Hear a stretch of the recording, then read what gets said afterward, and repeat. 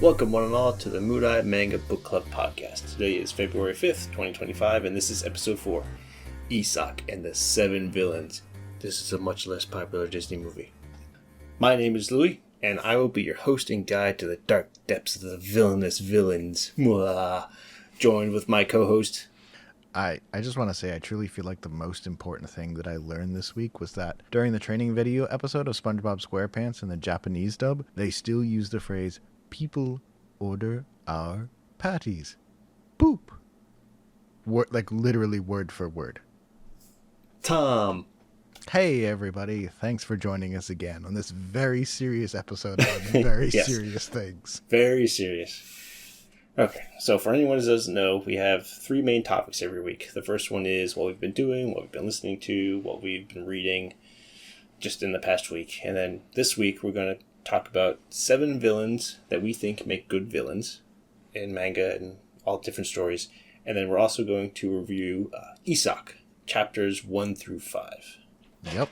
So that is book 1 and the first half of book 2. It's a better stopping point. We'll talk about it when we get there. But yeah, to start us off, Louis, what have you been up to? What have you been doing? Okay, so I just finished reading Wind and Truth by Brandon Sanderson. This is book 5 of the Stormlight Archives. Do you know anything about this? I know of Brandon Sanderson. I haven't really read anything that he's written, but I've always been told that his stuff is really good. Yeah, so this is the 5th book in the series. So these are like big tomes. It's similar to Wheel of Time kind of epic stories. So this is the final chapter. This is the final volume of the first half of the story. Oh, okay. So it's the final volume of the last section of the beginning. Because the overall idea of the story is going to have 10 books. The first 5 are one major arc. And then the last 5 are going to be a different arc. A lot of the same characters, but it's really good. It's really epic. It's really long. It's like 1,300 pages. Yep. So I listened to the audiobook and I think it was like 50 hours.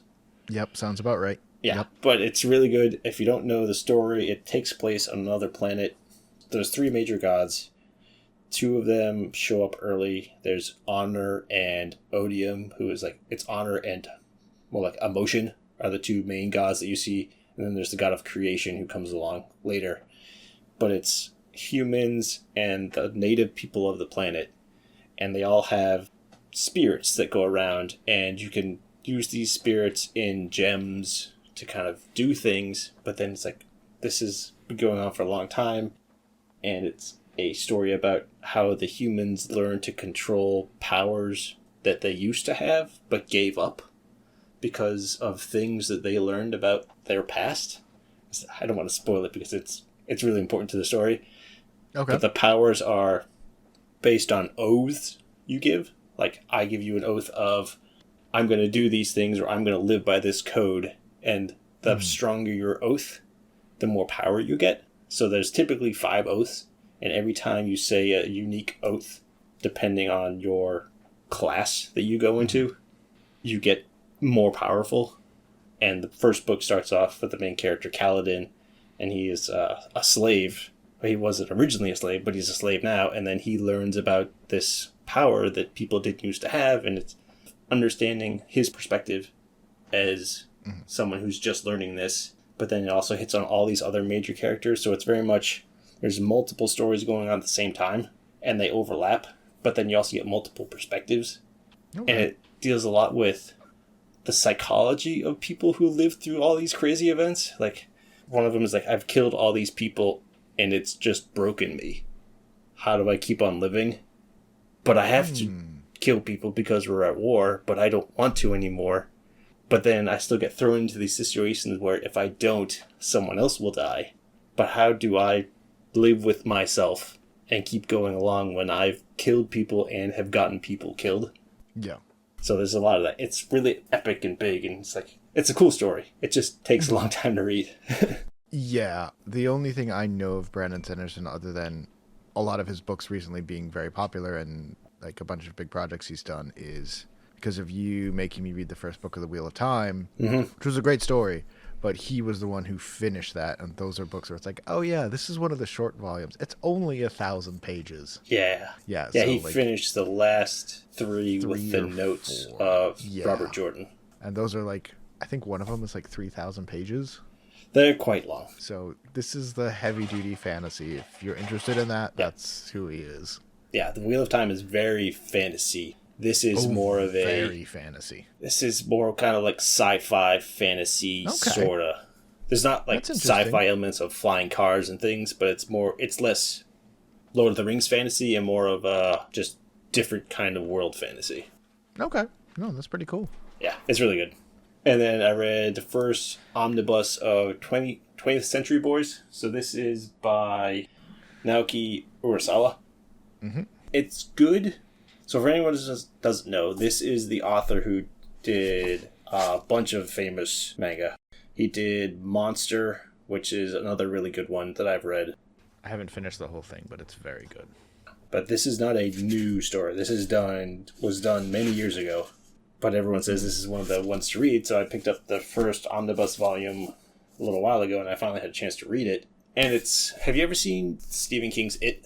I have not. I have read some of 20th Century Boys. Okay. I don't know if I would have finished the equivalent of the first omnibus, but it's definitely intense, and there's a lot, and it's the kind of thing where if you really want to like get into it, you're gonna have to read a lot before it gets really going, but it's constantly building up, at least in the beginning. Yeah. So reading through this is like really good. There's a lot going on. The tricky thing is that it jumps back between the 1960s and the 1990s, I believe. Oh, that's what you meant by like that's what I meant by the It. Yeah. Yeah, where it's them when they're kids and then when they're adults, and it jumps back and forth because things that happened as they were kids, he's trying to remember. So it's like, I'm trying to remember, what were we doing? And then it jumps back, and then it shows what they're doing. It's like, oh yeah, now I remember. So it's that kind of, okay. It's one of those, it's building to something cool. It just isn't there yet. That's the same thing that I've sort of heard, and like the feeling I got of this all feels like set up for something that's going to be big and going to be crazy, and all these things are going to be connected. And it's not that it's bad in any way. It's just you don't get that early release of like, oh, okay, this was the cool thing that happened, and now we're going to go to the next thing. Like, no, this is all this feels like a manga that the entire story is all one arc, because it's just one giant story. Yes. And I think that's how Monster was too. You're trying to hunt down this psychological serial killer, but yeah, and it's just sort of like each step along the way. Yeah. As opposed to like, oh, we're going to go do this for a while and then we'll go do that. I probably will pick up the next one just to know what happens. But if I was just going to read this one, I'd be like, okay, doesn't do much for me. But because I know it's going to get better, I will probably pick up the next one. But if it was just, I just randomly picked this up, it's like, I don't really need to keep reading this. Nothing much is happening. I was going to say, I'm pretty sure you're going to pick up the next one and still not know what's going to happen. Maybe. But also, everyone I know who has read the entire thing has said it's absolutely worth it. Where it ends up going is fantastic. Mm-hmm. But I've heard it compared to things like Twin Peaks and those sorts of like really crazy, mind-bending weirdness. Slow burn. Yeah. Yeah. But that in the end, it is worth it. It is not a, oh, okay, yeah, it was fun. Like, no, it was worth going through the time of getting through all the different things. And yeah, this is considered one of his best series. So, yeah. And he did Monster. He did Pluto, which I don't know anything about, but I know it's very famous. I haven't read that one either. I know that one's really good. I've seen it. I just haven't had a chance to read it yet. So it's good, but it's one of those, the first one, you have to stick with it. It's very slow. Okay. But it's good. It's interesting. But I want to see what happens next. And then the last thing, I actually just finished this today. I was listening to it. Is The Fourth Wing by Rebecca Yarros. Okay. I don't know that. Yeah, it's one of those... It came out in 2023. It's like it's a romantic fantasy book. The third book just came out. So there's 3 books. There's The Fourth Wing, Iron Flame, and Onyx Storm. Onyx Storm just came out. Okay. This is a romantic fantasy book. It's fine. It's not amazing. There's some Yep. really cool ideas, but I don't think they're taken to the level I would like. The world seems like it's there, but it need more fleshing out to kind of make sense, and it's fine. I don't know if I'll read the next one, but yeah, it's fine. It's if you're looking for a fantasy romance book, or romantasy, I think it's called now. Yep. This is a good one, but if you're looking for like a really deep fantasy story, I think there are better ones. Because they're trying to do romantic story and fantasy at the same time. Like, you get some of both, but it's not deep into either. It's trying to figure out where it's going to be. Maybe that's just because it's the first one. But it's like, okay, it's almost good, but not quite, so it's fine. Okay. Yep. All I know about it is that there are memes about it. Yes, there are. I don't even know the memes. I just know that there are memes. There are memes about it. Yeah. Which is saying a lot for me. This is something that came out in the last 2 years. Like, wow, I recognize the title. That's amazing. Yeah, because the third one came out 2 weeks ago. 2025, yeah. Yeah. So must have been very recent. Yeah. So what you been up to? So I've got a short little list of about just a few 12 books. Yeah. So to do a couple of the easy ones and knock them out, I read, at your recommendation, Eden 01. Mm-hmm. Very good. It's just started, but it's like, okay, this is definitely really interesting. Yep. I'm not usually a science fantasy person, but it reminds me a lot of Xenosaga. Yes. It has that feel of like sciencey stuff that's really just fantasy things. Yep. But yeah, it's very fun. Art's obviously very good. The guy's incredibly talented. The first book doesn't really do much of anything because it just started, but the characters are fun. It's goofy. They're kind of weird. The first chapter probably deserves some more time in the sun because it's a really good first chapter to like start things off. But don't have time for that, so we'll jump over to... Had you read Fairy Tail? No. Okay. I think I've read a few pages of it, and I have it, but it's in my to-read pile. Gotcha. Okay. Because there's lots of callbacks to that. Yes. In the first book. And then there's kind of less of that as the story goes on. Okay. Campfire Cooking in Another World with My Absurd Skill, Volume 1. I finally went and actually finished reading it. I had started it a while ago. I went back and finished it. It's really good. We're not going to talk about that for reasons. Wink, wink, nudge, nudge. See at the end of the episode. That time, the manga editor started A New Life in the Countryside, volumes 1 through 4, the whole series, because, you know, I can't spend money, so I bought the whole series. It's good. It's very particular, and it ends up talking a lot about how organic farming should be done and other things that I know through other contexts. And so that's interesting, but it does get pretty preachy at times, and it's not as good of a straight story to just read as a narrative. You have to be interested in what they're talking about a lot more than I think something like Coppersmith Bride or other sort of like crafty focused manga and novels where the things they talk about are interesting and they make it part of the story. This is, no, we're going to talk about microbes for like 2 chapters. But it's good. And the whole series is 4 volumes, and it comes to a nice little end. I finished Bakemonogatari Volume 2, which reinforced everything I knew from the first volume and then went further. Yeah, that series is very good, and I'm only on book 2.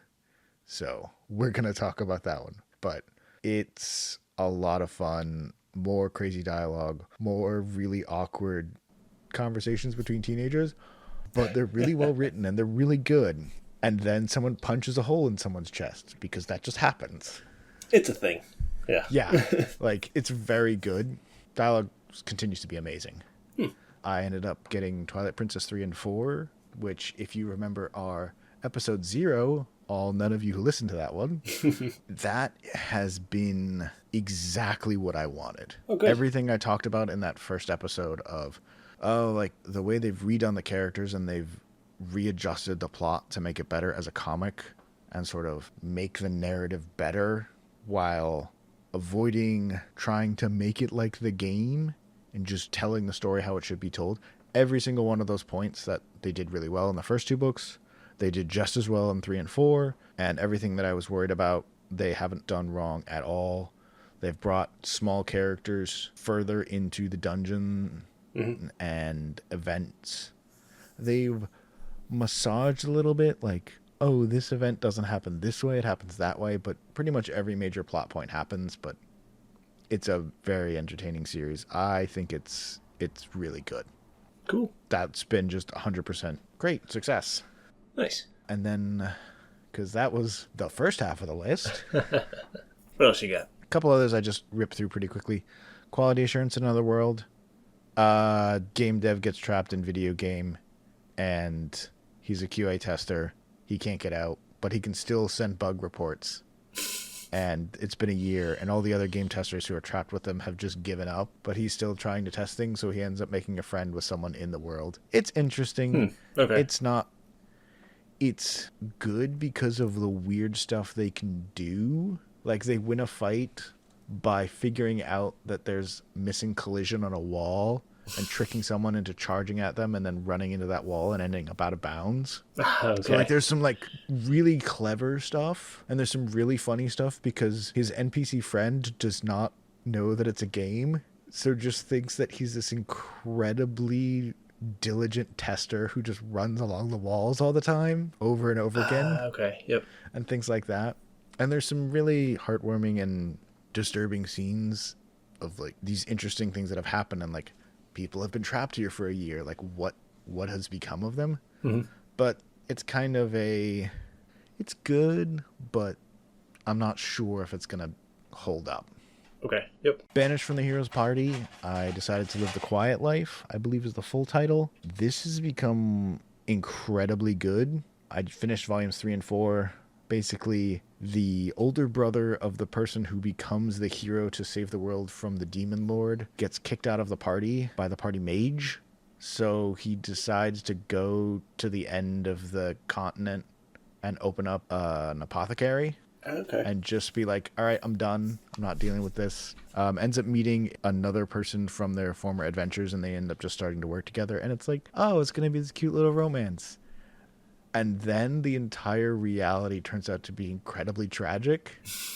Okay. I'm not going to talk about it because it deserves more, but it's very good. It's about 11 books now. If you wanted something shorter, the series was originally going to end on book 4, but it was so popular that they just kept going. Yeah, I think when he was writing it as like Shosetsuka ni Naro, like web novel, what would have been book 4 was the original ending.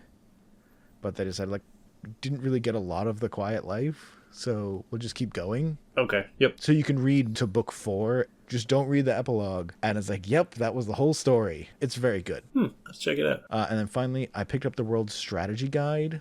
This got, like, super advertised to me, and I'm like, sure, I'll check it out.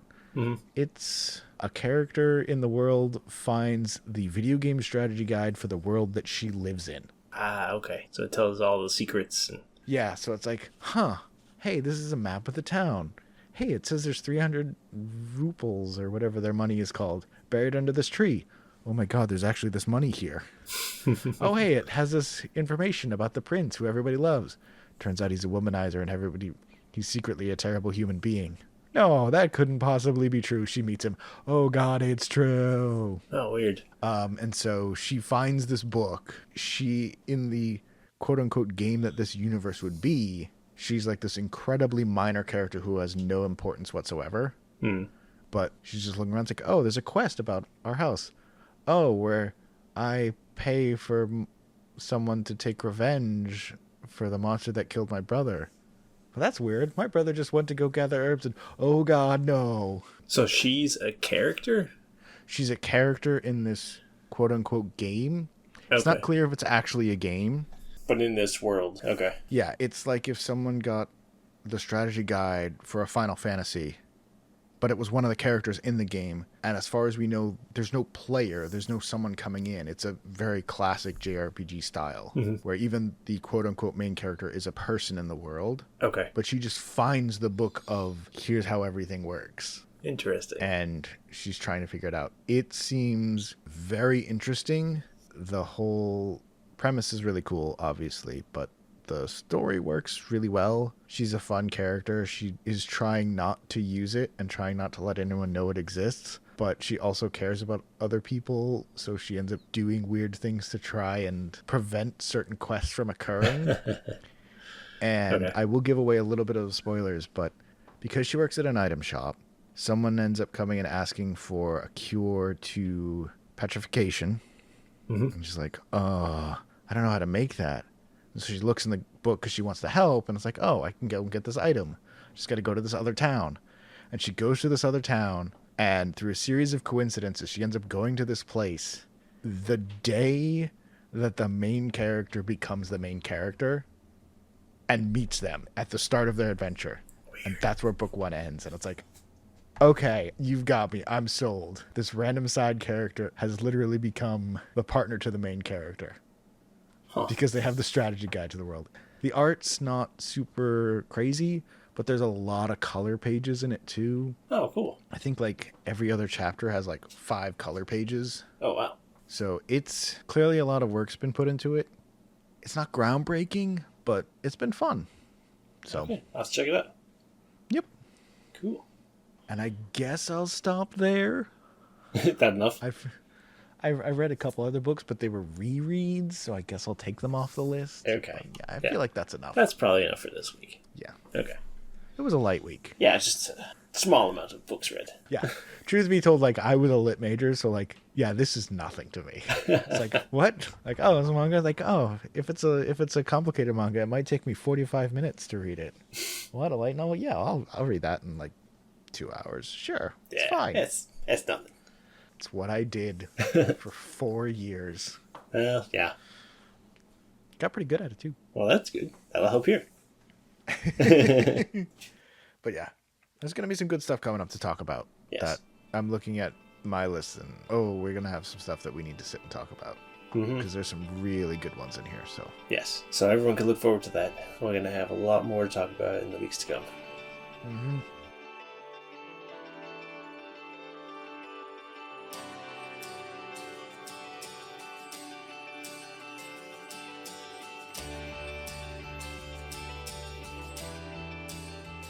So our first main topic for this week, we're going to talk about 7 villains that we think make good villains. So there's going to be a bunch of minor spoilers for a number of series. So just in case you're interested and want to skip this because you haven't read these yet or not that far into them, we're going to talk about Demon Slayer, The Ancient Magus Bride, Berserk, Archdemon's Dilemma, Bleach, My Hero Academia, and Death Note. So if you want to skip these, because it's not going to be super spoilers, but we are going to spoil some things. That will be them in order. So if you really, really don't want to know about what happens in Bleach after all of these years, you can listen to the first few. Yeah. These are not in our order of favorites. They're just in an order we decided to put them in. So it's not like we like one more than the other. We think one's more villainous than another. This is just 7 cool ones that we want to talk about. Yep. You want to start us off? Sure. So the first one we're going to talk about is Muzan from Demon Slayer. I think Muzan's a pretty cool villain. It's one of those, he was really sick when he was young, got turned into like a version of a vampire almost. Ooh. And then as time went on, he's like, okay, I am sick when I go into the light, but now I'm thirst for human flesh. But then I realized, if I can turn people into my followers and they can go out and hunt for me, and then I'll get stronger. Because I'm still trying to figure out how do I get back into the light. Because that's all I want. I want to go back into the sun. I want to be human, but I also am a demon. Or not. Demon is relative.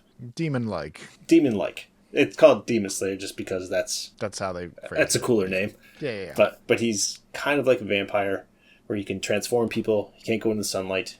And then there's Wisteria, which is toxic to all of himself and all of his subordinates, and it's about him manipulating and fighting against the demon slayers who are trying to stop him. Okay. And it's about him sending off and creating really powerful ones who will cause chaos while he's trying to figure out how can I do this, because he got a medical treatment that made him like this. Mm-hmm. So he's trying to figure out how do I fix myself. Mm-hmm. But he thinks so poorly of humanity that he's like, I don't care if I kill people as long as I can figure this out.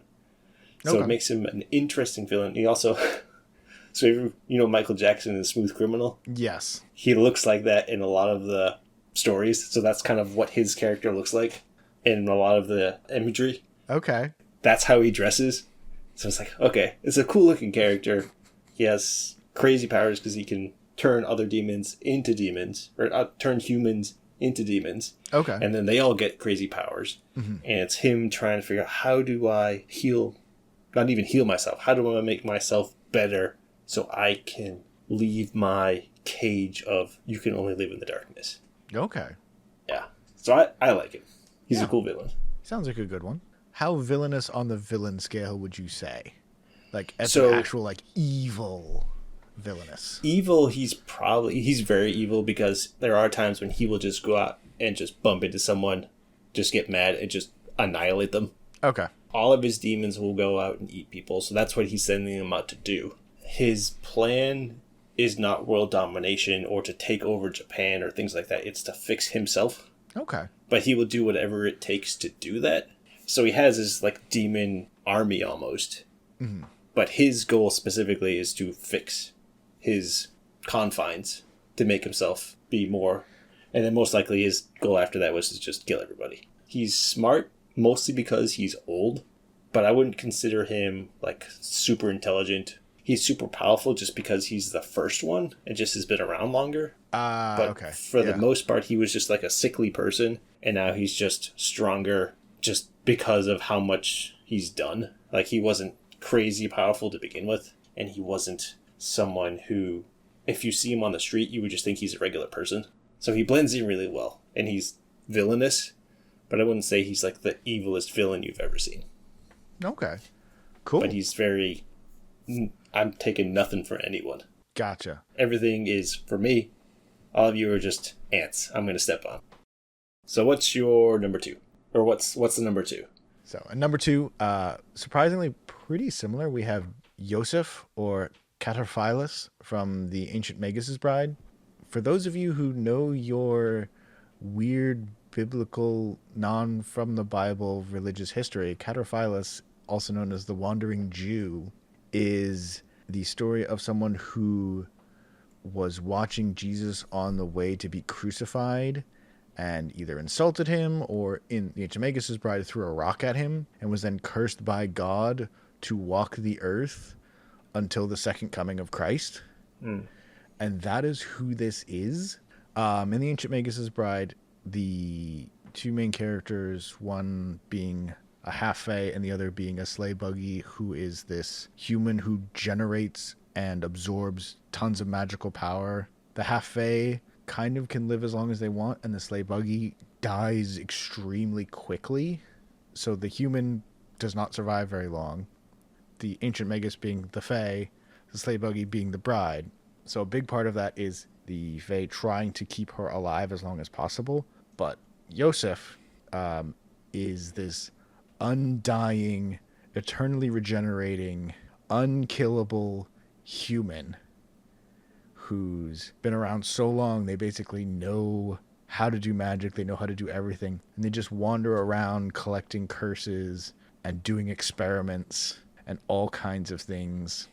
There's a blight in the middle of this town that exists because he convinced someone to murder hundreds of cats to try and make a potion to save his dying wife, which completely failed. The guy went insane, was then murdered by the cats, but left this giant grudge in the middle of it.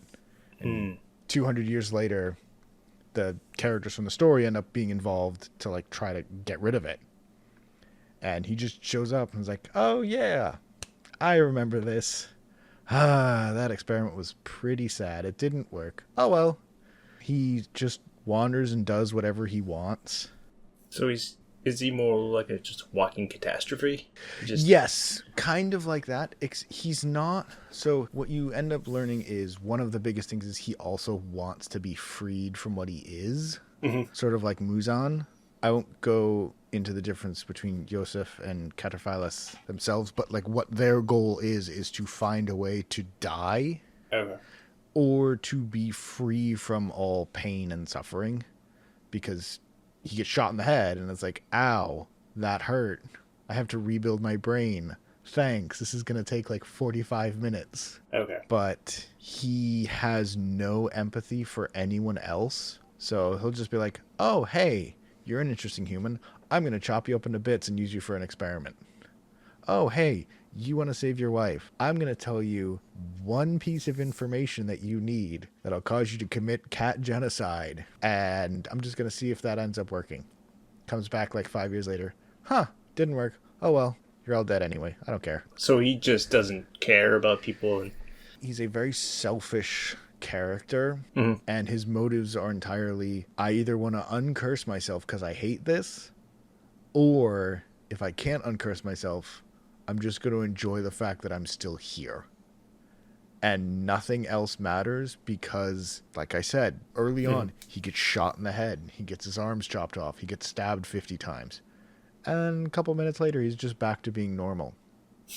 In a world of alchemists and magicians and things like that, yeah, he'll just dig up a bunch of corpses and make a chimera out of, like, dead bodies. For the fun of it. Just because he's bored? Because he's bored, or because there's something there he feels like he can learn, and it doesn't matter what happens to anyone else.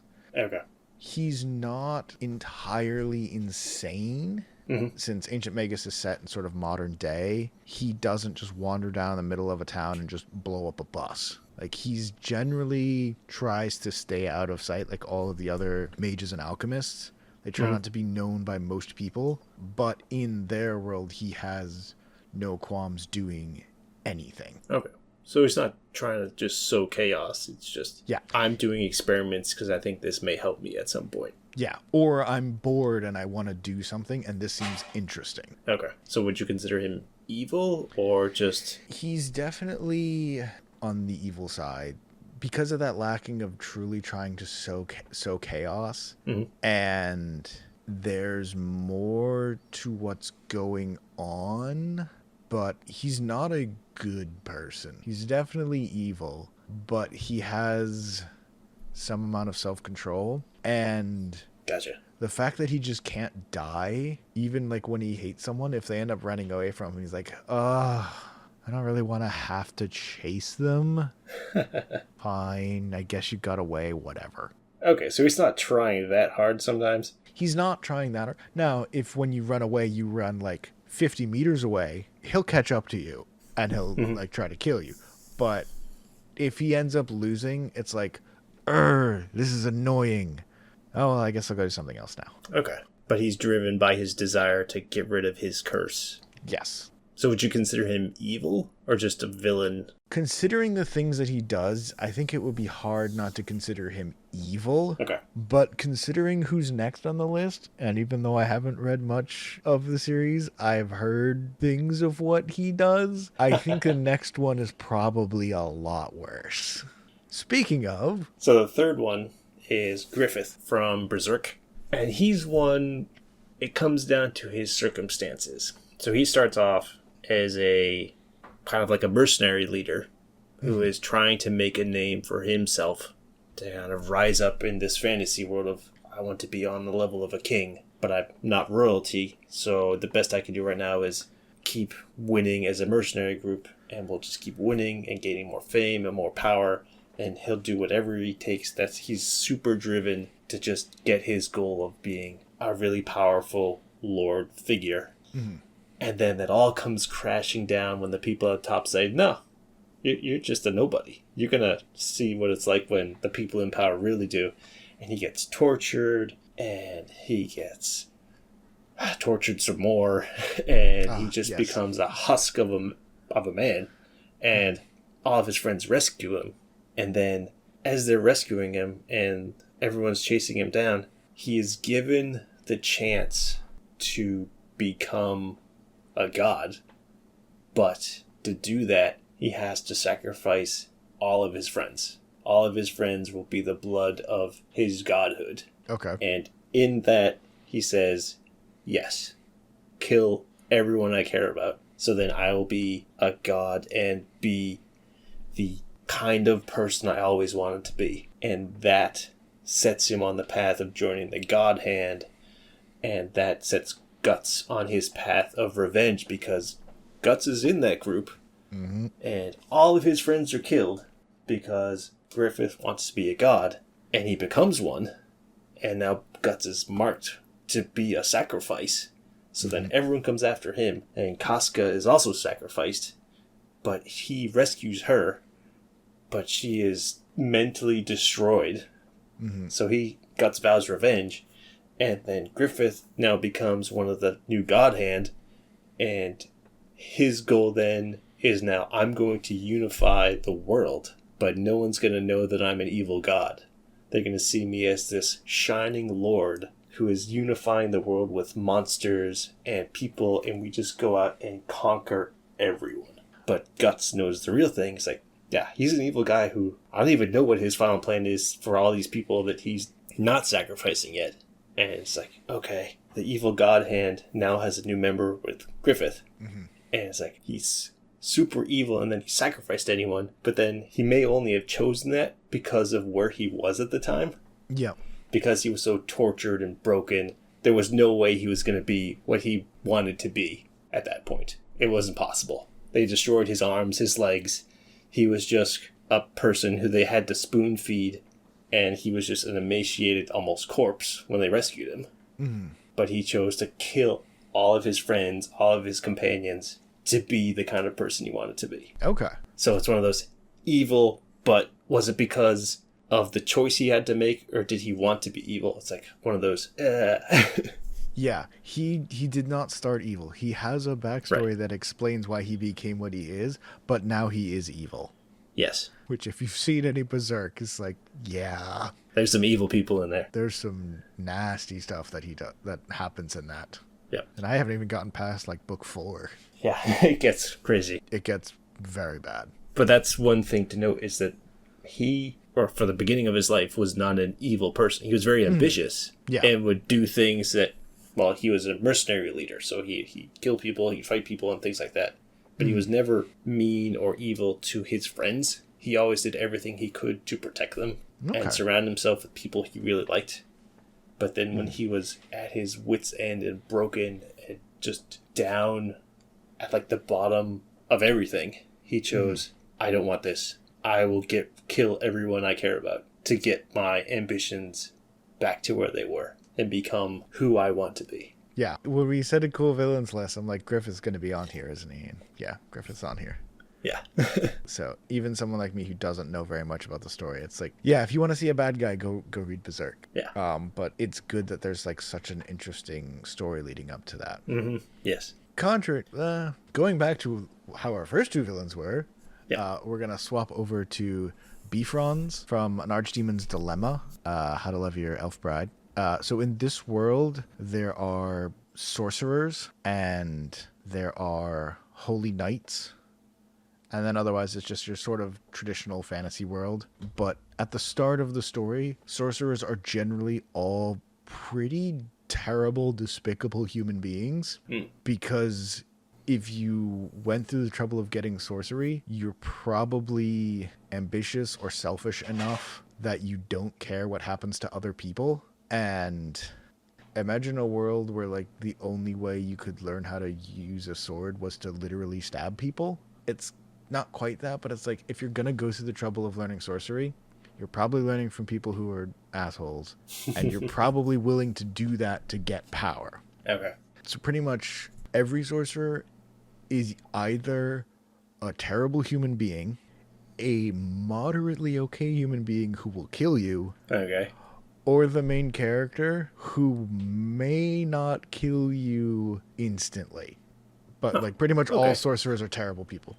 Bifrons shows up in the first couple of volumes, and he is a return of the does not care how much other people are suffering if it's fun or interesting for him. Like Yosef from before, he can't die and is incredibly good at regeneration. Yeah, his arms get blown off, his head gets blown off, and it just grows right back in a split second. That's his power. He is one of the Archdemons, one of 13 super powerful sorcerers who have the mark of the Archdemon, which gives them more power, because that's what you need when you have crazy sociopathic people with magic powers. More power. That's all they need. And he has a tendency to experiment and create things, but he's got a little bit more of that Joker, slightly insane, oh, this is really funny, that guy's head got eaten.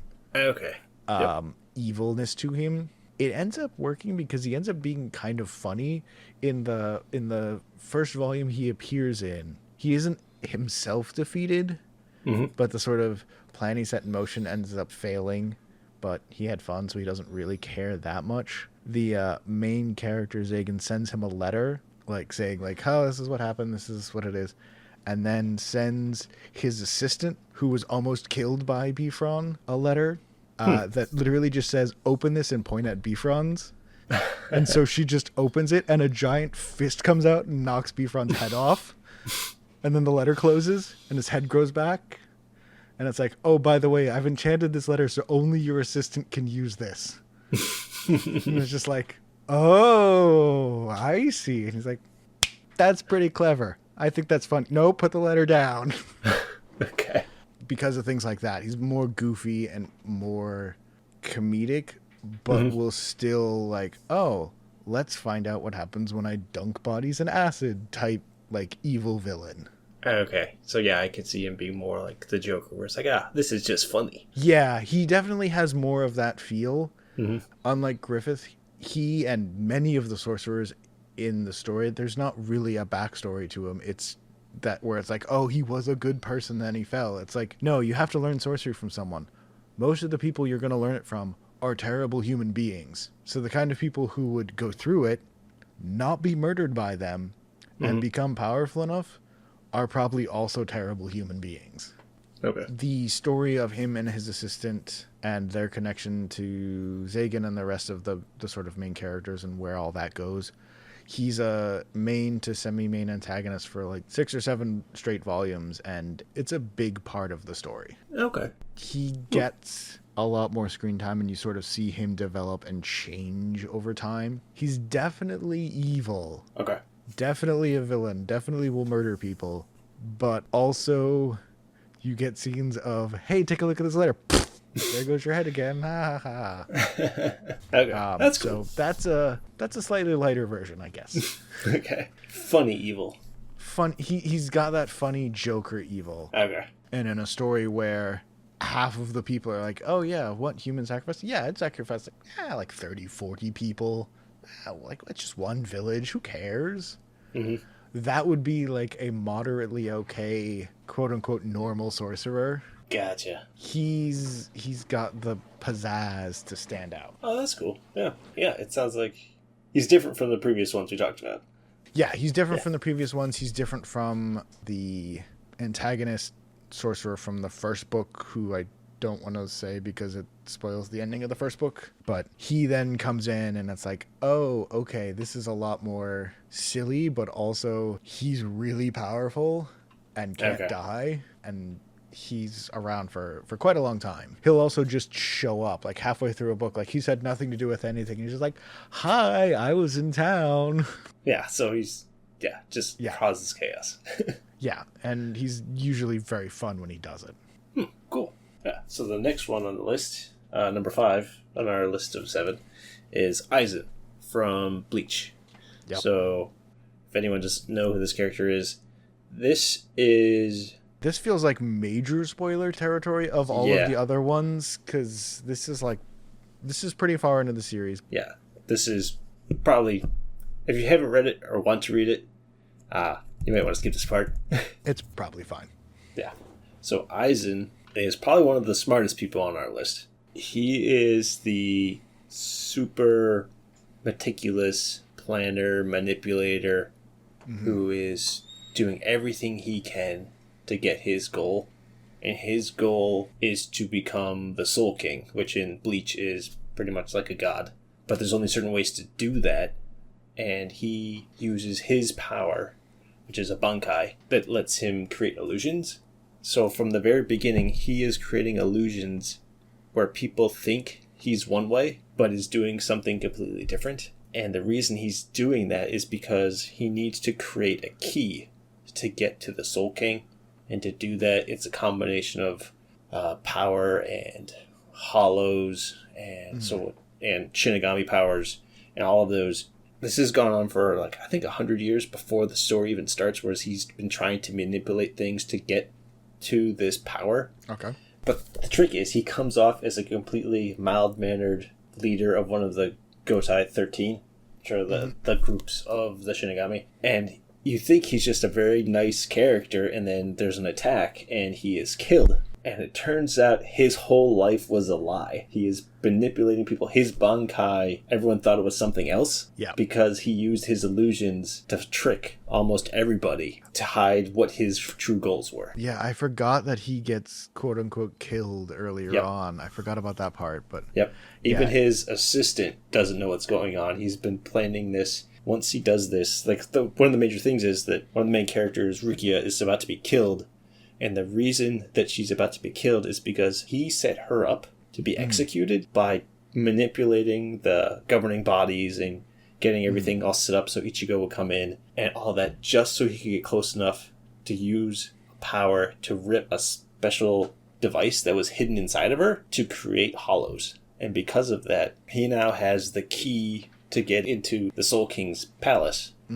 But he can't quite get it to work. So then he creates a whole army to do what he needs to do with this little prize. And it's all about him creating this conflict in the society itself to then do all this machinations and lining all the pieces up in the correct spot so he can become this being that I am now good enough to take on God and replace him. Because that's what his goal is. So he is this manipulative person who has everything planned out. So it all forms into a nice, neat, I'm going to do all this, and it becomes just what he wants at the very end. Yeah. And, like, I don't care whose lives I kill, because everyone's being attacked and decimated, and his army is taking on other people. It's like, now he doesn't care what's going on. Yeah. And he hasn't cared for decades, because his sole goal is, I am going to do this, and I have tricked everyone into thinking I am someone completely different. Yeah. And... now that you've listened to it, if you haven't actually read the story of Bleach, well, we've spoiled it, but it is a very, very good reveal, and it's a long reveal. Yeah. There's like a 8-10 book arc of them battling the other Shinigami to save Rukia, and it's at like the final battle, 3/4 of the way through. He just shows up and is like, surprise! It's like, what? This is all for me. And it's like, wait, weren't you dead? It's like, nope. And by the way, all of this was part of my plan, and here's why and why and why. And none of you are good enough to stop me. Yeah. He's like, peace. See ya. He's like, and I was like, oh, hey, the two most powerful of you here who were just fighting a minute ago, yeah, I'm just going to, like, knock you over, like, without trying. And it's like, oh, okay, great. This entire thing was a bad idea. Very, like, interesting character. And the...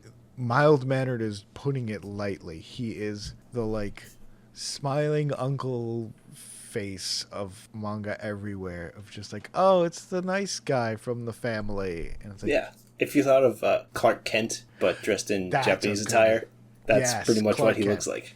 Yeah. Clark Kent with a samurai sword. Yeah. So it's like no one in the story, and the readers, you wouldn't have seen this coming. No. Because of how this happened. It's like, what? He was supposed to be the nice guy.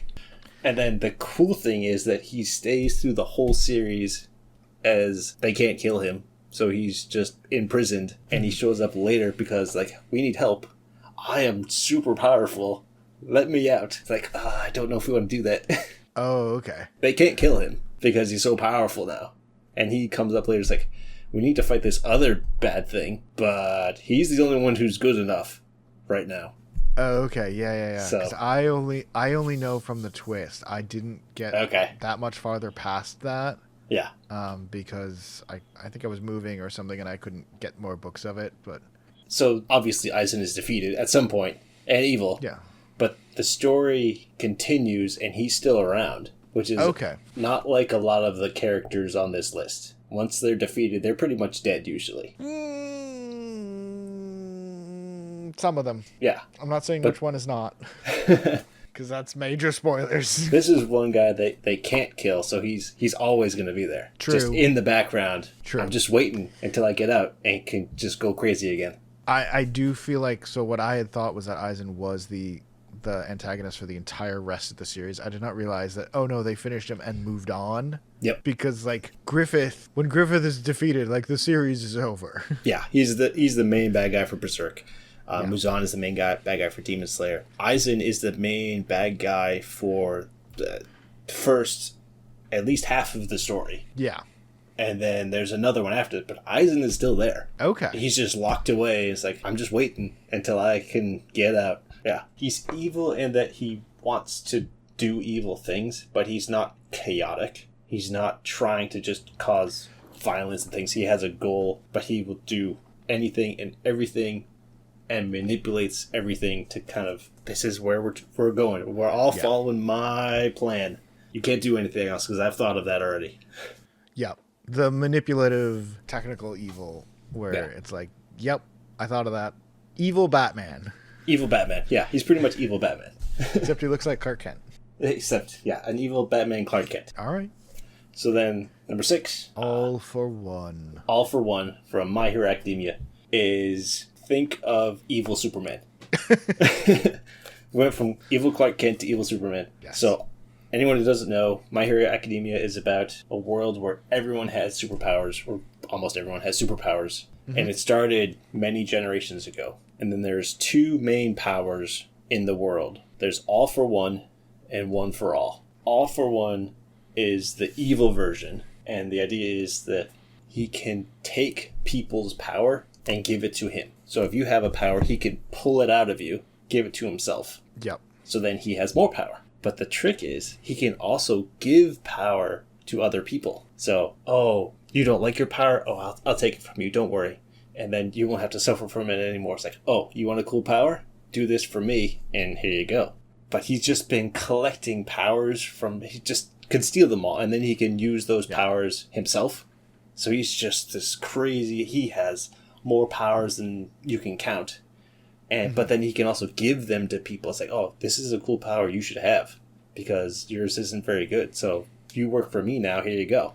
Okay. So he is pretty much evil Superman because he's super powerful. Mm-hmm. But he's also almost a mafia boss because he has all these people work around him. He's been around forever just because of all the different powers he's got. And he's trying to take over the world. That's his goal. It's like he's trying to take over Japan. And then he'll just balloon from there, but he runs everything from the background. Like, he doesn't get specifically involved because obviously there's superheroes in this world, so they're hunting down evil villains. So he's trying to do a lot of it from the background, and then at a certain point before the story starts, he's defeated. But then he kind of works his way out by creating sub-villain groups who then allow him to escape and things like that. But I am just trying to take over the world, and I don't care who I step on, and I just want power. My whole goal is to become powerful.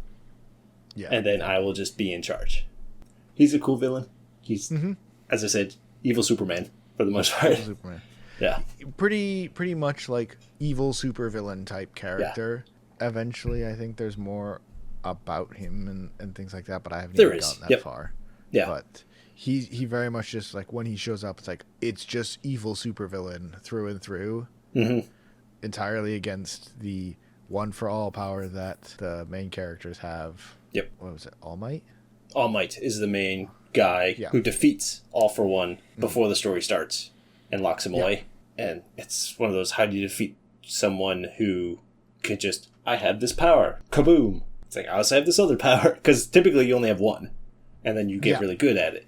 So the idea was, All Might was just really powerful to begin with, and you learn more about his powers later for One for All. Yep. But this is a person who just collects powers, and he has one that lets him regenerate, he has one that lets him fly, and all kinds of things which normally no one would have. So he's just a walking army. Mm-hmm. And then he's also manipulating things in the background just because, okay, I don't want every superhero in the world to come after me. So I'm also going to do things on the sly, get things in motion so that no matter what, if I'm defeated, well, there's still stuff going on that even the superheroes don't know about, and I'll win at the end. It gets pretty close by the end of, is he going to win or not? Okay.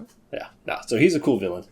Definitely one of the cooler villains. Interesting idea. Yeah. Very thematic, very classic comic book style, as opposed to some of these others that are more like characters. Exactly. Yep. But like sometimes you need that. It's just like he's the bad guy and he's really powerful. Yeah. He is the classic supervillain of a comic book, which makes sense. Yeah, for My Hero Academia, which is basically Western comic books as a Japanese manga. Yeah, pretty much. Pretty good. But in school.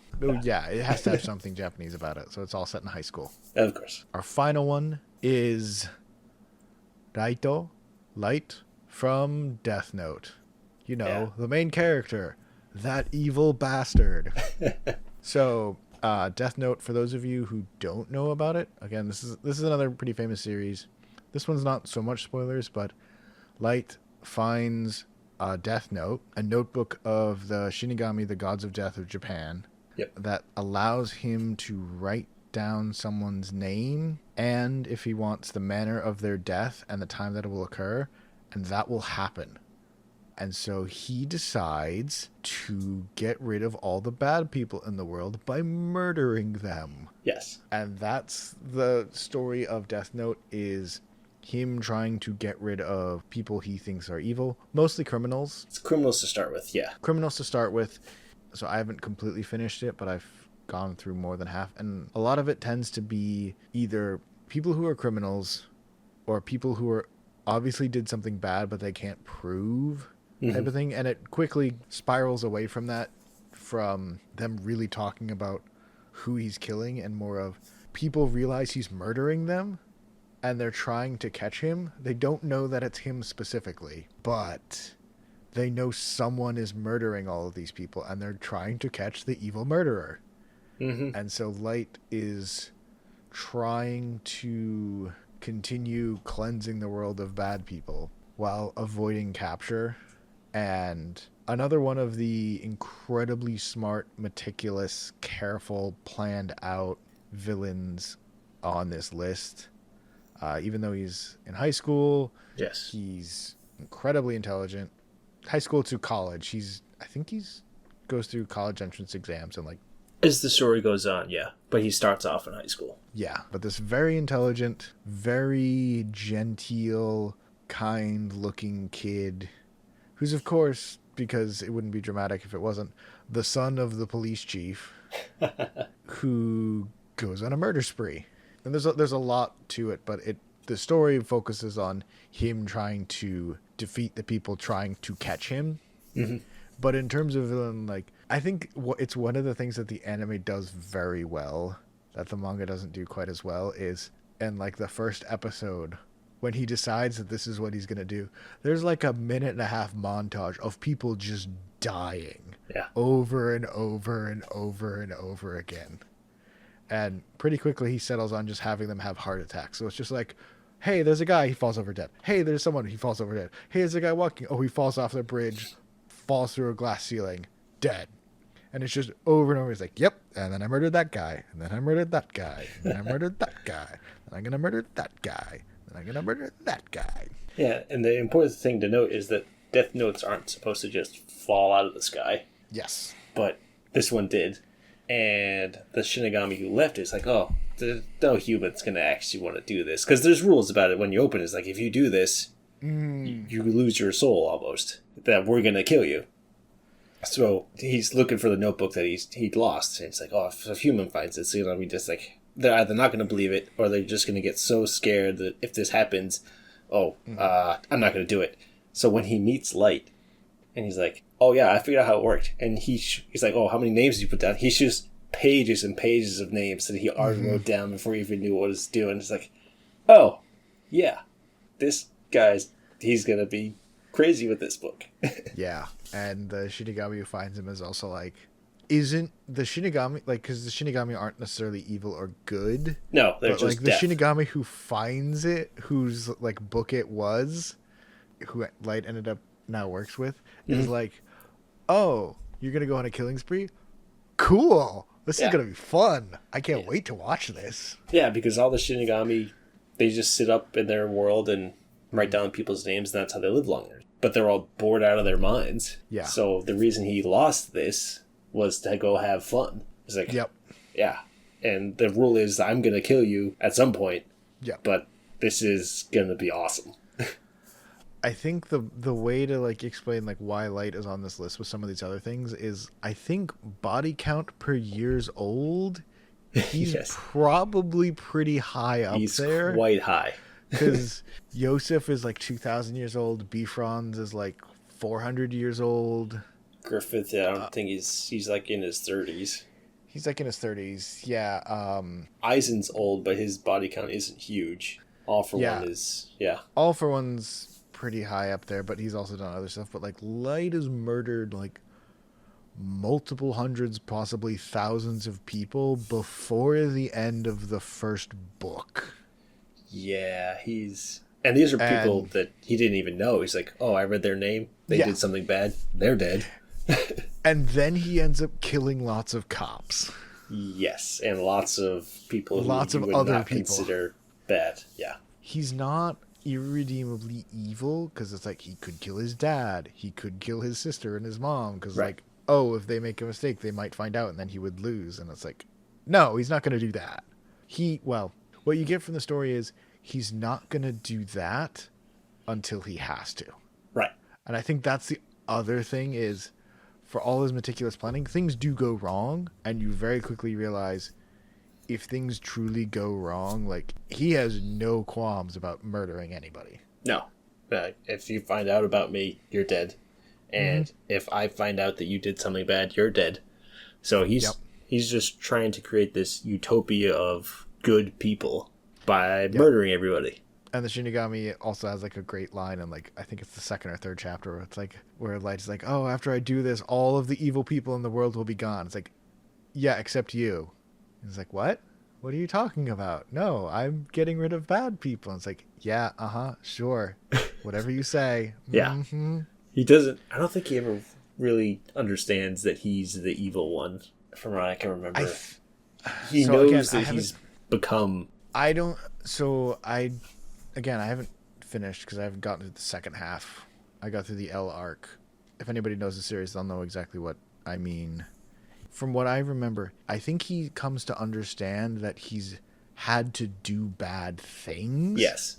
But it's never broken away from the point of for the greater good. No, that is always his goal. I'm doing this to make a better world.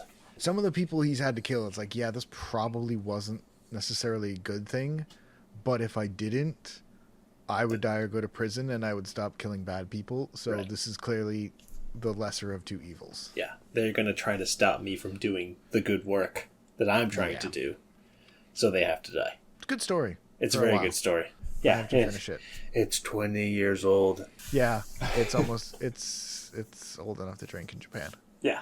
Okay, so those are our 7 cool villains. Part 1, because there's plenty of other cool villains out there. So we'll probably do this again sometime. So if you have any other ideas for villains that we didn't talk about, or that you really like the villains that we did talk about, let us know. But we'll definitely do things like this again. We'll come up with more lists, more cool villains. Because it's really fun to talk about all these crazy characters, because there's some really cool characters in a lot of these stories. Not all of them are villains, but some of the coolest characters are the villains. Yep, they tend to have the most interesting story because they're the main point of the story.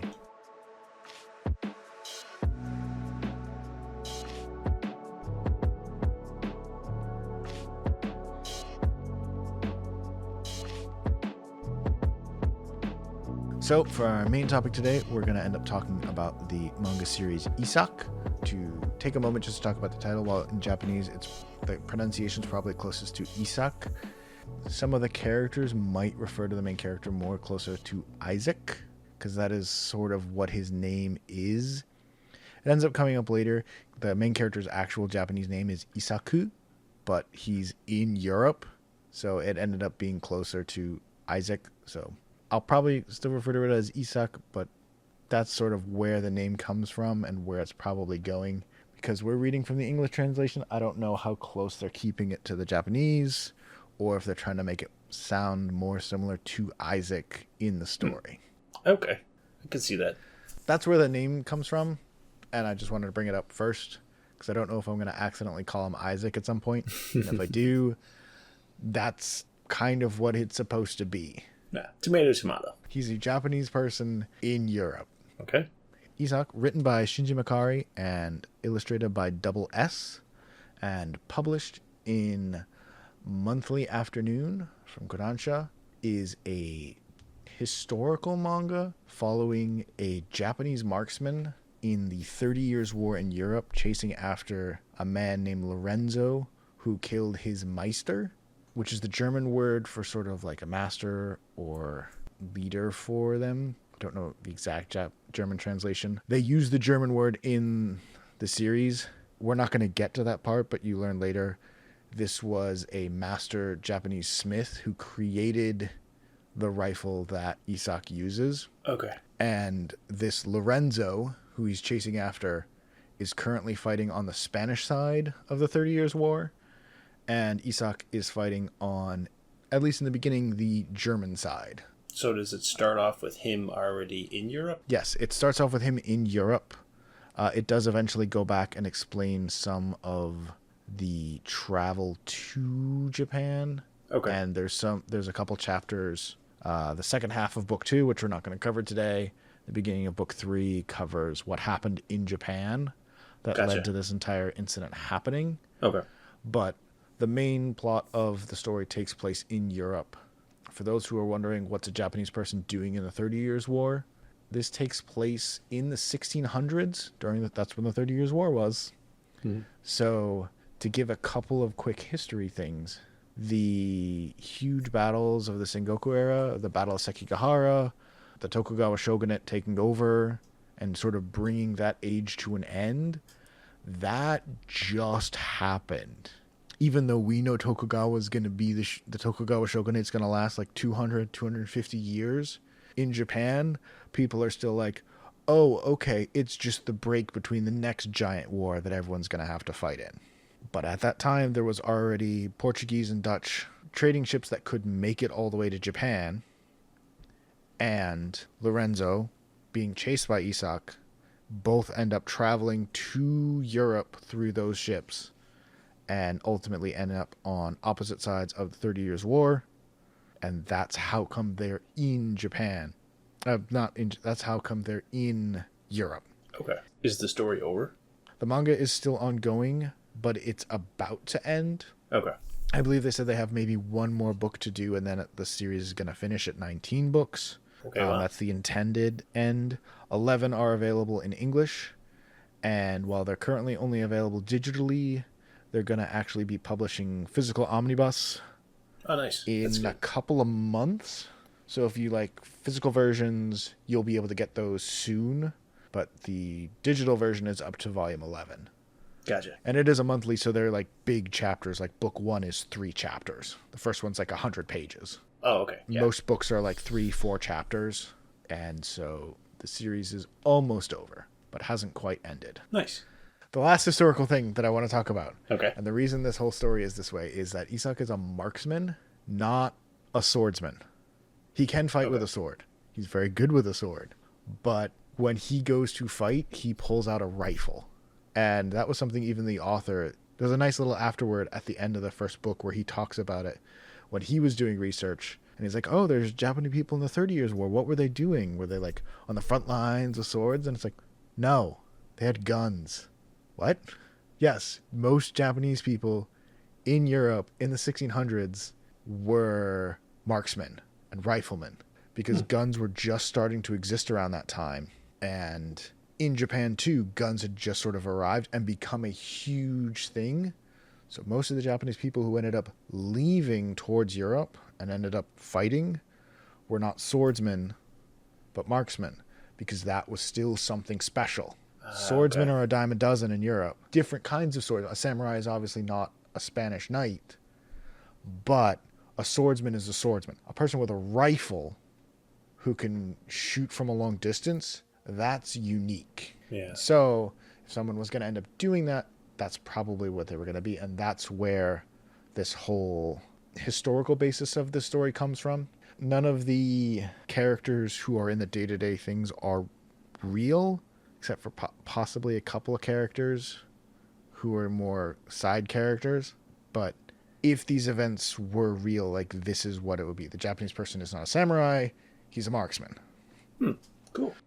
The story begins literally with a woman sitting in a tree who gets attacked by brigands and almost raped, which should give you a very good sense of how dark the story will get. It's not quite Berserk level, but it's gonna get dark, it's gonna get bloody, it's gonna get violent. Before that happens, though, Issak, who happens to just be nearby, shows up, fights the brigands off. He doesn't end up killing them, but one of them comes at him with like a halberd, and he splits the weapon in two with his sword, and they run away. Turns out the woman named Zeta and her father were traveling to a local castle. They are Protestants, and they're trying to escape from the Spanish and other forces moving through Europe of Catholics who are trying to kill them. Okay, that's important. Yeah. Zeta is an incredibly important character who's going to be involved in everything, and this is simply how they meet. Issak saving her from random brigands on the road. So this is set specifically at this point in Germany, and this small castle is preparing to defend against a very famous mercenary company that is coming to take over, led by a man named Spinoza. And after Zeta and her father arrive at the castle, and Prince Heinrich, who is the leader of the forces in the castle, have made it there, they've let them in, like, yeah, you can stay, we're probably all going to die anyway, but you can come in. Issak is just walking up by himself, carrying a flag, a large bamboo pole, and his swords. And it turns out Issak was part of a group of Dutch mercenaries who, when they found out that Spinoza was going to be attacking, all of the rest of them fled. But he really needs to kill this person named Lorenzo, so he stayed. So he ends up joining the defense. And then we get a huge battle where this army of like 7,000 mercenaries all show up. And this mercenary force is special because they are very disciplined, and the things that you would expect mercenaries to be, they are not. They haven't been paid in several months. They haven't been looting because Spinoza is this incredibly charismatic leader who's taking care of them and leading them to victory after victory after victory. And this castle is just going to be another minor blip in their way. And there's this huge battle, all these people running, like siege towers coming up, cannons firing, taking out the walls. And Issak, who ends up being joined by Zeta when she sees him up on like a tower, ends up following him. And Prince Heinrich's like, Issak, come to the walls, come help with the battle. It's like, no, I can't do that. And he's up in this tower by himself, just staring. And then the siege towers come up, all these hundreds of people coming out, like people are like chopping people's heads off, arms going everywhere. And Issak pulls something out of the bamboo pole and assembles this extremely long musket. Okay. He's like, oh, okay. He's a marksman. And he's just staring out there. The castle's about to get overrun. The siege towers have like let all these people. Everyone's coming in. At this point, Spinoza is like walking forward to like tell the rest of his forces to move. And Issak apparently counted the number of paces to the wall on his way in to track exactly how far he was. At about 350 paces, which in the 1600s is insane for a distance. He loads his rifle, aims, and this is the other important part. This is one of the things that Zeta is going to be very important for. Zeta's like, oh, by the way, look at the grass. The wind's shifting. And so he alters his shot. Bang! Shoots Spinoza right in the chest. Kills him instantly. The others back there near Spinoza are like, oh shit, he's dead. Call the retreat. The people on the walls are like, why are they calling the retreat? Oh shit, Spinoza's dead. Freak the fuck out. Run. And they just die. They're like immediately running away. The entire army is broken. And they win. That's cool. And that's the beginning. And it's very much what this entire series is. These huge knight and infantrymen battles set in the 30 Years' War, following a very, very quiet Japanese marksman. So if that sounds interesting to you, you know what you need to know to enjoy this. The art in this, to me, is like a cross between Vagabond and something like Blade of the Immortal. Okay, yep. Vagabond is this very clean, very crisp Japanese samurai style art. Blade of the Mortal is a little bit more grungy, a little bit more sketchy, both because of how he made the art, but also the style of it itself. It's not entirely realistic, and this is sort of in between. It's this clean vagabond style, but dirtied up. It's very good art. The battles are incredibly well drawn. There's tons of people in every panel. There's people with swords and spears fighting each other in every corner. Limbs are flying. People are getting stabbed. And the battles themselves are choreographed into the manga very well. Like, you see the siege towers come up and the walls drop, and everybody on the other side already has their bows ready and just shoots all their arrows. So the front line all gets like shot up, but the next three lines jump out and throw them all off the wall, and it feels incredibly active and dynamic and obviously extremely violent. Yeah. There's a lot of blood. There's not a lot of guts. Okay. Not visceral. There's some visceral. And I think it's more of the fighting is visceral. Like, someone gets stabbed through the chin into their brain, and you see this, like, the spear point pop out the back of their head. Okay. But you don't see, like, guts and organs and, like, people, like, ripped apart. Yep. It is mostly blood, but it's not shying away from anything. Okay. That's the first chapter. It's the first half of the first book, too. It's a long first chapter. Long chapter. Yeah. Yeah, it's like 100-something pages. Wow. It's a huge chapter, but that's the whole of it. It's Issak showing up and Zeta and the background, and then there's a lot of work in the castle getting ready. There's a lot of preparation when the mercenary army is showing up to assault, and then there's the assault, and then everything's happening, and then Issak is on the tower, and Heinrich's yelling at him to come help, and Isak's still at the tower, and Heinrich's still yelling at him to come and help for like 10 pages, and all these things are happening, and then there's the one shot, and then they retreat, and that's the end. But then all of this is going on because he's still looking for Lorenzo. Yes. Okay. It's sort of in these first couple of chapters, you learn more about Issak, and what he's doing here is he's looking for this person named Lorenzo, who killed his Meister, who you find out is this incredible blacksmith from Japan, who made the rifle that he uses. And one of the things we said, Zeta's father was a blacksmith, and he looks at it and he's like, what the fuck is this? How did anyone do this? Okay. It's this incredibly intricately made rifle. And when we say long, like, it's almost as tall as Issak. Oh, wow.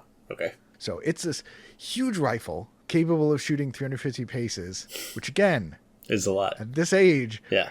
Is crazy. You're looking at 100 paces, 100 yards for like a bow and arrow. And this is someone shooting a bullet and striking someone directly in the chest. And again, we talked about Zeta mentioning the wind.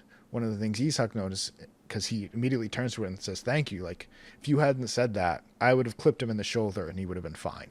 And we would have lost and we would have all died. The next 2 chapters, the first one is about the battle of the second chapter is a scout is bringing news to the castle. You hear more about Lorenzo, you hear more about the rifle, about the Meister, but the battle ends up being, a scout is returning, but he's being chased by several knights. So, guess what? Issak goes up, pulls out his rifle, snipes the horse out of one of the people just before he strikes the scout, shoots another one of them right in the face from like 250 yards, easy. Yeah. The people hunting the scout decide, okay, this is terrifying, we're running away. So then Issak shoots the guy in the front in the neck, decapitating him. And it's like, you're just showing off at this point, aren't you? It's like, no. How scared would you be if the guy in front got killed? It's like, yeah, sure, Issak. Yeah, whatever you say. Yeah. But the Spanish army is now coming with 8,000 or 9,000. The first time it was like 5,000. This army is 8,000 or 9,000. So chapter 3, Heinrich's like, okay, we got to go look into this. Issak, you're a marksman. Come with me.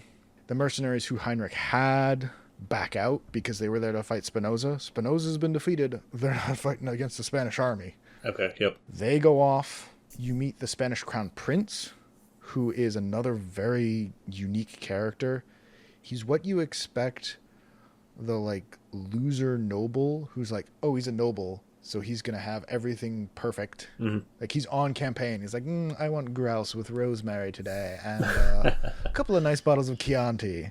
But he's also incredibly competent. Okay. He's sitting in his tent and he's just looking at the scenery, which he enjoys doing while his army is like camping.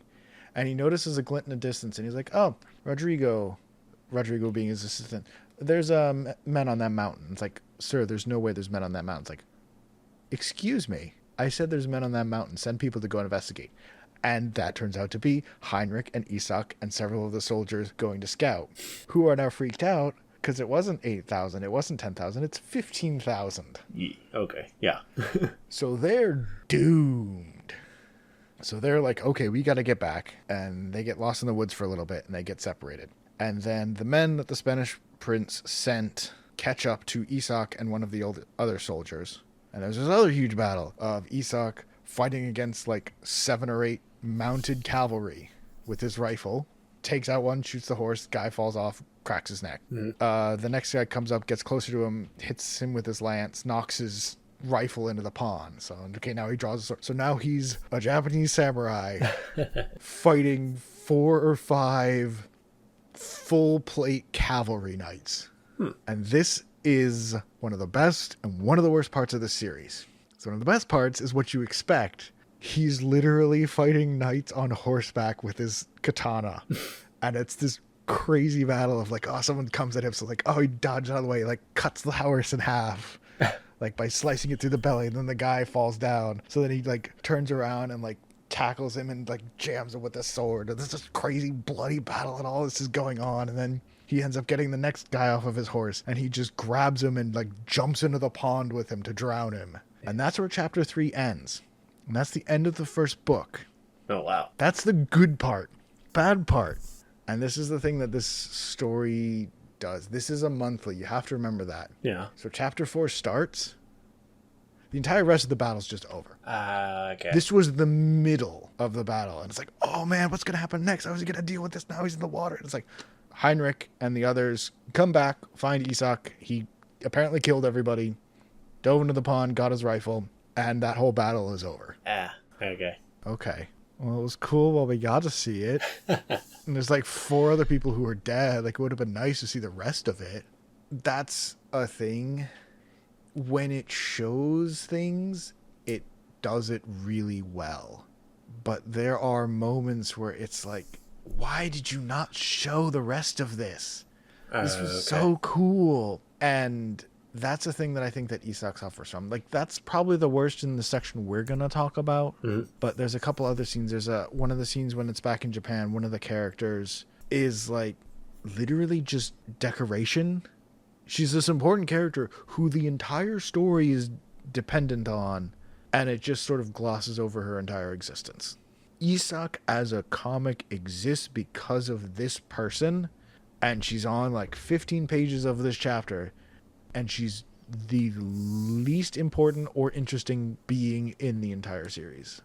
Like, there are just moments where the very obviously important thing is skipped or badly done or just kind of there. I'd probably find that annoying after a while. It's only happened like 2 or 3 times, but like, this is not one where it's like, oh, every scene, every character is like this cool thing. It's like, yeah, the daughter of the Meister, who ends up being a major part of the reason why Issak is chasing after Lorenzo, is there.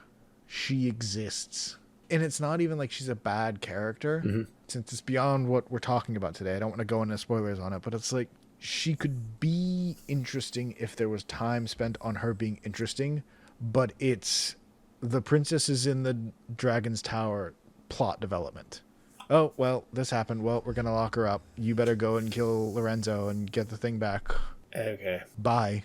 With Zeta, with Issak, with Heinrich, with the Spanish prince, with the mercenary leaders, with Lorenzo, the characters are these really interesting, really cool people, but every once in a while, the manga just trips over its foot and face plants. And it's just like, ugh. Fine, we'll just sort of... Just keep going. If you just keep going, it'll immediately get really good again, and you won't care that much. But this is a series where it's definitely one where if I sit and think, are there things wrong with it? I'm like, yes, there's a big problem. Chapter 3 literally ends in the middle of the battle. Issak is staring down the remaining knights, sword drawn, back in a ready pose. Then you go to the next book, and it's like, oh yeah, the battle's already over. It's like, but you cut we missed the in part. the middle. You didn't cut like with him killing one of them. You cut with him having killed one of them, gotten back up, drawn his sword again, and gotten in a ready pose. And that's where you stopped. You can't not fulfill that. Yeah, that's weird. For what it's good at, Issak is extremely good. These mass battles, these 5 or 6 main characters, it's very good. The art is gorgeous. The battles are enthralling. The fights and the reasoning and the characters are all incredibly good. Issak is the samurai from the Samurai Revenge Story.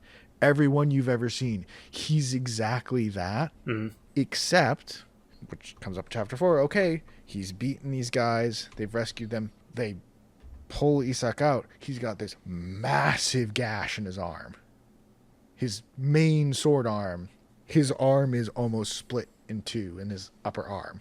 They end up taking him back because they're a poor castle that's just suffered a battle and a bunch of people left. There's no doctor. Yeah. So Issak asks for a fishing hook and line. Zeta ends up helping him literally stitch his arm back up. For like 5 or 6 pages, you get to watch him do that. And that's another thing that Issak does well. Issak is the main character. Okay. He's obviously not going to die. Yep. But he never comes out unscathed. There was this just big battle he happened. Like, yeah, he won. He killed like 6 knights. He can't use his arm though right now. He can't shoot.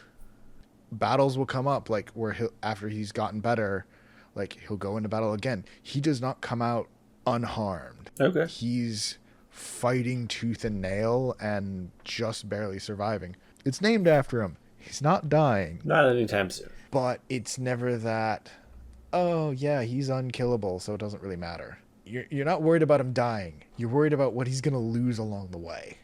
Okay.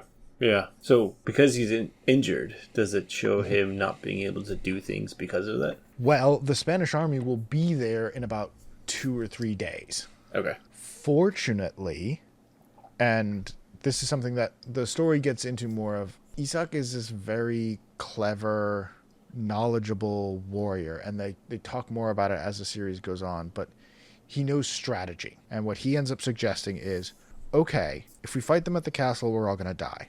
Mm-hmm. But they're coming through this pass along a ridgeline over a river. And it's like a sheer cliff face on one side and a mountain on the other.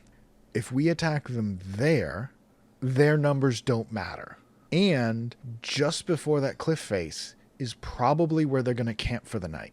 So we can attack them at night in a place where their numbers don't matter. Okay. Yep. Okay, but Issak, we need you down there to battle. It's like, I can't fight with a sword. Look at my arm. It's like, but you can't shoot with a gun. And then Zeta jumps up and is like, I'll do it for him. I'll aim. And then he can fire. So the two of them end up going to this ridgeline opposite the cliff face where they can snipe down. And the German forces move into attack. And that's chapter 5. Another huge battle. Okay. In the middle of the night.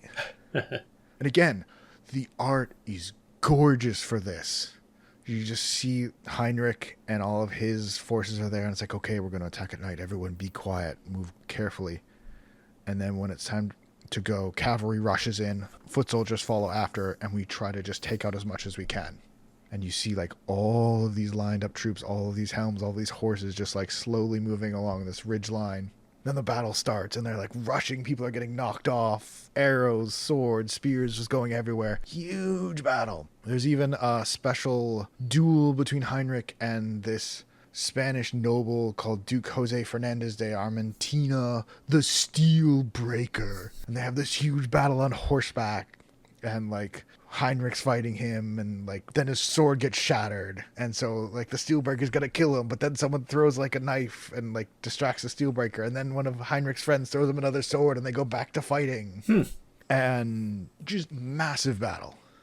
To back up a second, in chapter 4, okay, the Spanish prince yep, knows that there's this marksman, and okay, brings up the point that the marksman's probably going to try to kill me.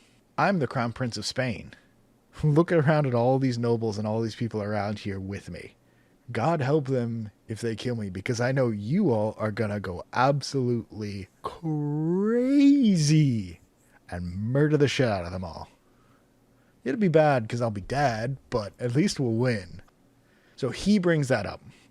Back in chapter 5, while this duel is going on, the crown prince also comes out and is announced, because that's a thing that happens around then. And he starts riding out full plate, top to bottom, this like beautifully armored horse as well. And then we smash cut to Issak, who has his rifle loaded. Zeta has a rope on the front and is holding it over her shoulder. Okay, Zeta, hold your breath. And you're just like, don't breathe. Got it. It's this very like goofy little picture of like battle. And then there's like this 20-year-old German girl like with her cheeks puffed out being like, don't breathe. And so Issak takes a shot. Boom. Kills the horse. okay. Crown Prince collapses to the ground. And everyone's like, okay. And then Issak immediately reloads his rifle. And everyone starts noticing no one's going to help the Crown Prince. It's not the Crown Prince. It's a body double. The Crown Prince is sitting in his tent. Issak already knows this. Boom! Shoots somebody right out in front of the tent. Reloads. Boom! Takes it another person. Bodies start falling into the tent. Blood is going everywhere. Crown Prince is starting to freak out. Boom! Another guy's head gets blown off. Smears gore all over the inside of the tent. Crown Prince is freaking the hell out. Screams for Rodriguez to come and help him, who cuts open the back of the tent. He runs out the back, jumps in his carriage, and books it the hell out of there. And the Spanish forces break because the Crown Prince ran away. Oh, okay. You get the explanation in the next chapter. You get a little bit in this one and more in the next one of like, oh yeah, their morale broke watching their leader run away, but yeah, that was the point. That was Issak, and that's the thing that Issak says he was going to do. Like, no, I'm not going to kill the Crown Prince. They'd all go crazy because their leader just died.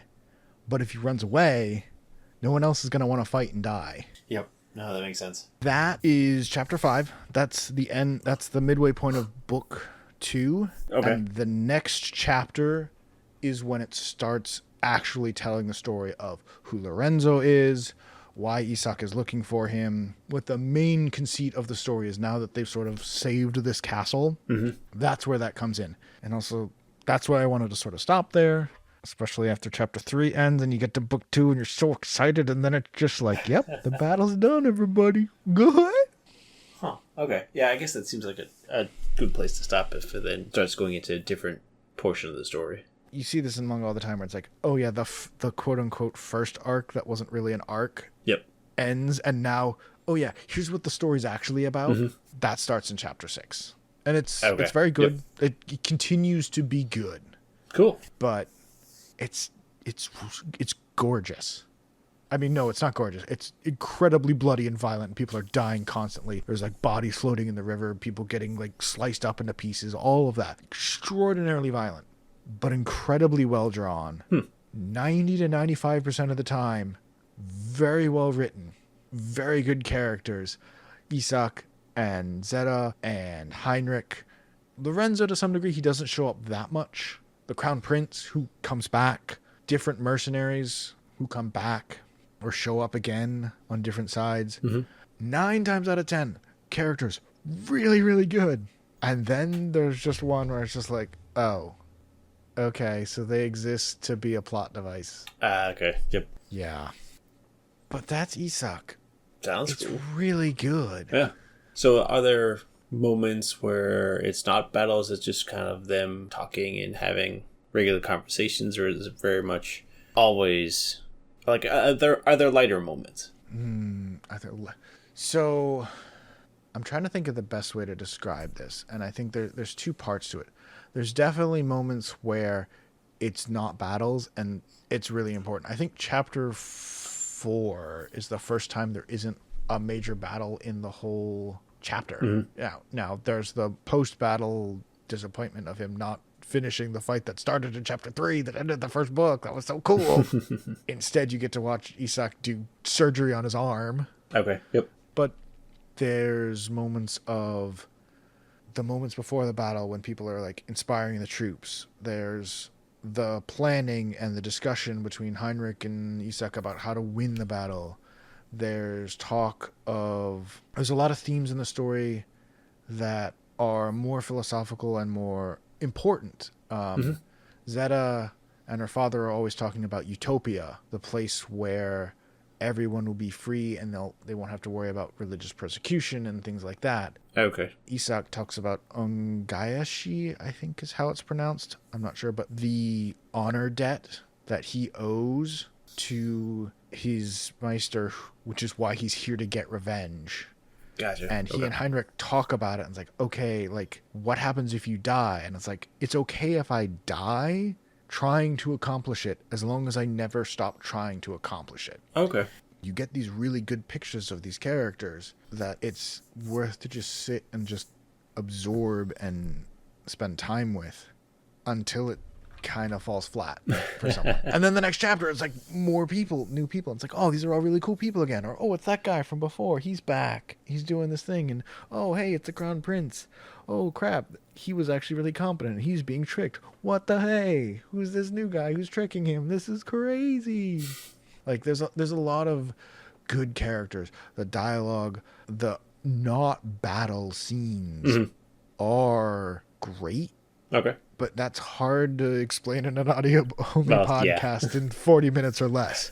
Whereas, hey, the battles are really fucking cool too, is a little bit easier to explain. And I think that's something that's going to grab you because Vagabond, Blade of the Immortal, Dandadan, Bleach, Naruto, like, how many of them have battles of, like, hundreds of people fighting hundreds of people? Almost none. No, usually And this not. has multiple in the first book. Issak and random dude who gets killed immediately versus 6 cavalry knights is, like, one of the smallest fights. The only fight that's smaller to that point is Issak and the brigands on the first, like, 4 pages. It's basically he cuts his spear in half and that's the end. Huh. Okay. Yep. There are always these big bombastic fights with lots of people on both sides, and that continues. There are smaller ones. When Lorenzo does finally show up and they end up face to face at one point, there's like a big scene where it's Issak, Zeta, and Lorenzo, and that's it. And it's like, okay, here's this incredibly tense moment between the 3 of them. And then, hey, stuff happens. Obviously, plot does not get solved at the end of book 2. The plot has to continue. It's a 19-book series. Yes. But that is something I think that's also special about it, of this series that can do big battles and be entertaining and be evocative and shocking. It's fun watching people fight and die. Yes. But it's also a war, and there's a lot of suffering and there's a lot of pain, and it doesn't just ignore that either. Okay. There's siege battles that come up. People are dying and it's like, I'm dying and like, this is horrible and you should feel bad reading this because this is bad. Okay. Blah. So it doesn't just gloss over that stuff. It's not like this becomes Dynasty Warriors and it's like, I swing my sword and 100 people die. Okay, yep. No, it's man-to-man fights and like people on both sides are getting killed. But it's how it would have been if it were real. It's not entirely realistic, but it tries to stay close to that. Okay, yeah, that makes sense. That sounds good. I definitely want to check it out. Like I said, there are currently 11 volumes available in English. There are 18 total, and they're expecting it to end on the 19th. The 18th came out November of last year, so the last one should be out very soon. And the 11th came out New Year's Eve last year. They're coming out every, 2 to 4 months. Okay. Digitally. And again, there is going to be a print version Right now, it looks like the date is in June 10th of this year. Those will start releasing. For the omnibus versions? Yeah, for the omnibus versions, which will be 2 volumes in one. Okay. And who's putting it up? The print version is being done by Kodansha USA. Gotcha. Okay. And it's good. It's not perfect. Okay. It's very much not perfect. Yep. I think the best thing is it's not perfect, but the things it does well, it consistently does really well. Mm. And the things that it doesn't do really well are usually okay, but sometimes can be really not great. So I guess the only question I have is, because this portion of the story takes place in Europe, does it really feel like it's Europe? Or does it feel like it's more like, it's kind of like Europe? Yes, that's another thing that they do really well. The armor, the design, the characters. There's a lot of, well, they're white people, so their hair is mostly blonde or light colored. Mm-hmm. For the background characters, you don't really notice it. For like the semi-important characters, mm-hmm. some of their designs are kind of just like, oh, okay. But in general, they don't look anime-ified. Okay. Issak looks very Japanese, and everyone else looks completely different. But it's a more realistic style. It's a very realistic style, yeah. The closest I can think of for like a style that matches it is go look at Vagabond. And mm-hmm. Musashi from Vagabond looks almost like Issak from Issak. Okay. Yep. With like more sketchy line stylizing to it, but still that very realistic pointed face and all of that. All the other characters look very European. Mm-hmm. The castle, the building designs, the armor, the weapons, all look very true to life. It's actually weird sometimes. Like, oh, Issak's pulling out a sword. I'm like, wait, that's a katana. That's right. He's Japanese. He doesn't have a regular sword. Because it's been so long since you've seen one. You just sort of forget. Okay. Because he's usually using a gun. Oh, that's true, yeah. Oh, yeah, he has a katana, right. No, that's probably another thing if you're interested. Like, this is definitely an arts one. If you really like art, this is, I think, of a lot of the ones we've talked about recently, this is one where it's, if you like art, this is a good series for that. It's very pretty, barring the gore. Barring, yeah. The violence. Yeah, that stuff. And people sewing up their arm with fish hooks and getting their head shot off. That's stuff. Yeah, that's stuff. Cool. Yeah, yep. It sounds really good. And you would recommend it to pretty much... I would recommend it to anybody who isn't bothered by that violence. Mm-hmm. If that's not your thing, you're going to want to stay away from it because it's very violent. Okay. The sort of like rape scene at the beginning of it, it doesn't go very far, mm-hmm. and stuff like that hasn't really come up. It feels a little out of place. Yeah. But also, this is how bad it is wandering around the road in the 1600s. This is the kind of thing that is happening when cities are getting looted. So it's not entirely outside, but it's sort of like, yeah, we had to put it somewhere.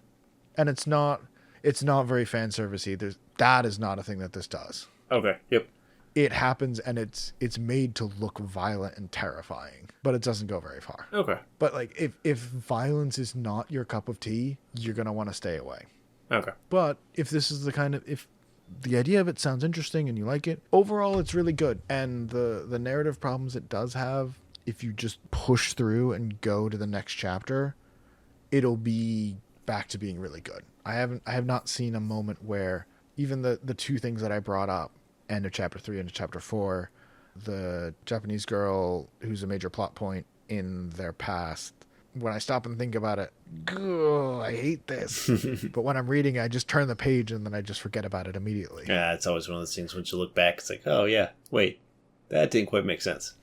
Yeah, and it's usually isn't even it doesn't make sense. It's just like, you could have made this so cool, or you could have made this not bad. Mm-hmm. But if you just keep going, it pulls you back in. Okay, yeah. Yeah, so that is Issak. And with that, I just want to thank everybody for listening to us. That is the end of the episode for today. If you would like to reach out to us with comments, questions, or recommendations, we'd always love to hear what you all think. You can reach us on Blue Sky at Mudai Manga Book Club, on YouTube at Mudai Manga Book Club. Feel free to leave comments or anything below the video, or you can also email us at mudaimangabookclub @gmail.com. It's nice and simple like that. Yeah, very consistent. For now. For now. We'll see how that goes. But yeah, any questions, any comments, anything like that you want to send to us, we'd love to see it. Reach out to us whichever way you feel most comfortable. If you're listening on the audio, check us out on YouTube if you like the little extra visualizers and more comment sections. Or if you are watching on YouTube and you'd prefer, you don't need those things, or you want to avoid ads or anything like that, feel free to check out the audio podcast. We're working on getting that as many places as we can. But with that, Louis, do you have a final recommendation for today? Yeah, so as I was talking about earlier, I read book 5 of the Stormlight by Brandon Sanderson. So if anyone wants to check out the first one, that is called The Way of Kings. And it's a really good starting series because the world is different from ours in both. There's powers and things, but also the environment itself is very different. The world is, at least this part of the world where the story takes place, is very stone. And because it's very stone and rock, the plants, the animals are all evolved differently. So it's kind of almost an alien world. But there's a reason for that. Like, so there's, everything is more stone based. So like buildings and things are stones. But they also, instead of dealing in like gold and money and things like that, they deal in gemstones. So that's their money. So the kind of gemstones, how big they are. But also because the world is made of stone for the most part. The reason it's like that is because every so many days, a giant, think of it like a hurricane, travels through. And because of how powerful this storm is, you cannot be outside or else it'll kill you. Because it's so powerful. It's like a category 6 hurricane. Just comes through every month. And just cleans out the world. And then, so it starts off in one side of the world and travels to the other. So it's constantly just going around the world. And there's a reason for that. Yeah. But because of that, that empowers gemstones. So they all give off this light. And that light, you find out later, is one of the key things to these powers. But everyone just treats them as like, okay, my gemstone has a light in it. It's called Stormlight. Thus the name of the series. Yes. But that Stormlight you can also use in machines. So they use it to do all kinds of machines. So it's a really cool story, but it's also a really cool world. And The Way of Kings is the first one. So if you sounds cool, check it out. Done by Brandon Sanderson. He's done a bunch of stories so his stories are all in the Cosmere. That's his universe. And there's multiple worlds in the Cosmere, and the Stormlight Archive takes place on one world, and then there's other worlds in the Cosmere with our other series. But they're all in this same universe, so you might see characters jump from book series just because they're like, hey, I'm going to go check out this other world, see what they're up to, and kind of do some things. So there's stories to kind of jump around, and there's reasons for that. But it's a really cool... The Stormlight Archive is the big one. And yeah, the first one is called The Way of Kings. Okay. Definitely sounds like a cool world. It is, yeah. Definitely sounds like a lot of fun. So what do you get? So I'm not going to recommend music every time, but the Super Bowl is coming up this weekend, and I did recommend Kendrick Lamar last week. Yes. And he recently maybe sort of said that another artist is going to be joining him there. Oh, yeah. So I'm going to recommend that other artist because she recently released a deluxe version of her recent album, SZA, with her newest updated album, the SOS Deluxe version. It's like a 20-something song album now, like 26, 28. It's a massive album. I am not a huge R&B person, but SZA's voice is goddamn beautiful. One of the best voices out there, and her music is excellent. It is worth listening to. I have been listening on and off to this album for the last month and a half since it's come out. Oh, wow. Okay. It is full of just amazing tracks. So and SZA is an extremely talented musical artist. And hey, in a couple of days, she's probably going to be at the Super Bowl too. And that's going to be a hell of a show. Nice. I am looking forward to that more than a lot of things this year. So I probably won't bring up Kendrick Lamar again the following week, unless I can think of another good reason to, which I might. We'll see how it goes. Yeah. We'll see. But technically, this has a good reason to. That is true, yes. The kind of music SZA does is not the kind of music I really enjoy and really go looking for, but the album itself is so good. There's so many good songs, love songs, breakup songs, tragedies. There's a song making fun of, like, dissing other people. There's something great about someone dissing them while also pretending to be talking to their stream chat. With 30 for 30. 30 for 30 is so good. Kill Bill is so good. So many of the songs on this album are fantastic. And SZA herself, this is not her first album. And pretty much every album that I've listened to from her has been great. So, absolutely, if you're interested in new music and you haven't heard it, you should go listen to it. It's great. I promise I'll do something other than music next time. It's okay. Mix it up. Yeah. And with that, next time we're going to be covering Campfire Cooking in Another World with My Absurd Skill, Volume 1, the manga. So if you feel like reading along, checking it out, that's what we do next time. So, until then, thank you everybody for listening. Have a great night. Bye-bye. Peace.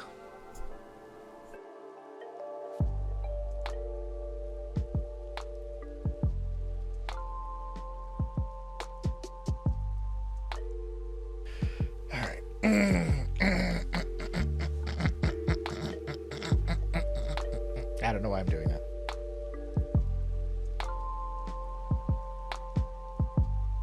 Musical break.